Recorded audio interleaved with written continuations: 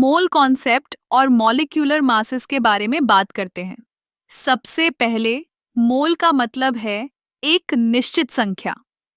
जब हम कहते हैं कि एक मोल किसी चीज का, तो इसका मतलब है कि उसमें 6.2022x123 कण हैं। ये कण एटम, मॉलिक्यूल या आयन हो सकते हैं। यह संख्या, जिसे अवोगाद्रो संख्या कहते हैं, हमें यह समझने में मदद करती है कि हम कितनी मात्रा में पदार्थ के बारे में बात कर रहे हैं। अब मोल की उपयोगिता को समझने के लिए एक उदाहरण लेते हैं। मान लीजिए हमें पानी की एक मोल की बात करनी है।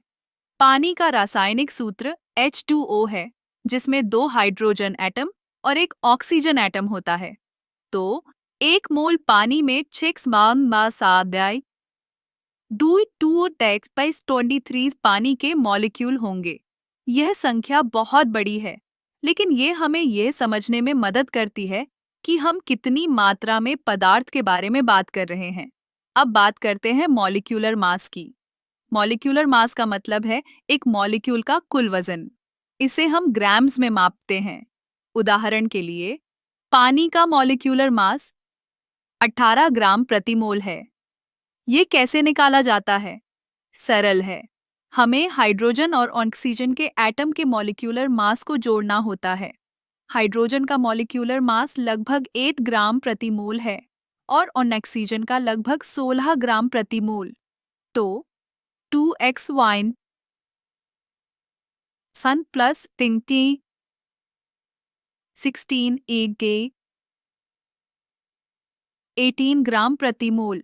अब मॉलिक्यूलर मास का उपयोग कैसे होता है? जब हम रासायनिक प्रतिक्रियाओं की बात करते हैं, तो हमें यह जानना जरूरी होता है कि हमें कितनी मात्रा में रसायन चाहिए। अगर हमें एक मोल पानी बनाना है, तो हमें 18 ग्राम पानी की जरूरत होगी।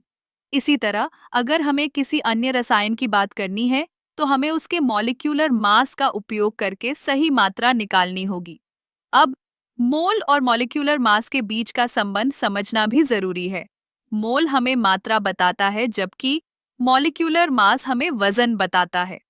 जब हम किसी रासायनिक प्रतिक्रिया में भाग लेते हैं, तो हमें यह जानना जरूरी होता है कि कितने मोल रसायन की जरूरत है और उसका मॉलिक्यूलर मास क्या है।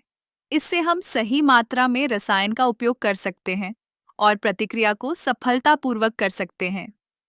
तो मोल कॉन्सेप्ट और मॉलिक्यूलर मास का सही ज्ञान हमें रसायन विज्ञान में एक मजबूत आधार देता है। यह न केवल हमें रसायनों की मात्रा और वजन को समझने में मदद करता है, बल्कि हमें रासायनिक प्रतिक्रियाओं को सही तरीके से करने में भी सक्षम बनाता है।